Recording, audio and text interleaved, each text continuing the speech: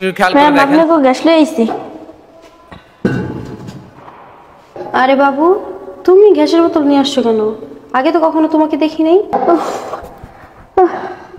Madam আমি গ্যাসের দোকানে নতুন কাজে লাগছে, শরীর দুর্বল। আরে তোমার অনেক কষ্ট হয়েছে না এই বোতলটা নিয়ে উঠতে? আচ্ছা তুমি ভিতরে আসো। ঠিক আছে ম্যাডাম। তোমার অনেক খারাপ লাগতেছে না?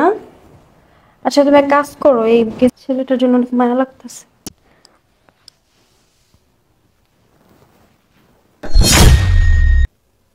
আরে এটা তো আমার বাবার ছবি ম্যাডামের মোবাইলে, আর পাশে তো ম্যাডাম।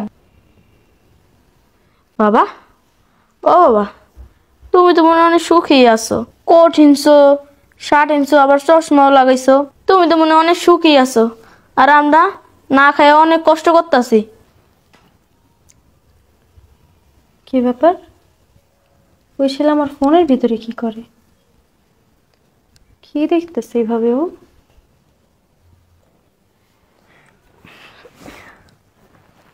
এই নাও তোমার পানি। আমাকে, আমার মাকে, আর আমার একটা ছোট বোন আছে। আমার আব্বু আমাদের ফালা রেখা কোথাও যেন চলে গেছে। করতেছে কি ব্যাপার? কি বলো তো আমাকে, তুমি কি চিনো রে? আরে না, কি বলো? ওকে আমি কিভাবে চিনবো? ও গ্যাসের দোকানে কাজ করে। ও তুমি তাহলে ওকে চিনো না? দিলে খাইতাছি। এই এই তুই পা ছাড়বি না, লাগছে ফেলা দেবো। পা ছাড়। আই চুপ করো তো বাবু, তুমি ওঠো।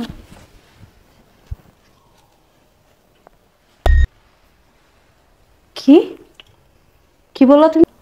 তুমি ওর কথা বিশ্বাস করতেছো? হ্যাঁ, ওর মতো একটা রাস্তার ছেলে কথা তুমি বিশ্বাস করতেছো? চুপ থাকেন। কাকে রাস্তা ছেলে বলতেছেন? আপনার কারণে আমি রাস্তা ছেলে হইছি। তোমার লজ্জা করো না? তোমার নিজের ছেলেকে তুমি অস্বীকার দিতেছো, রাস্তা ছেলে বলতেছো?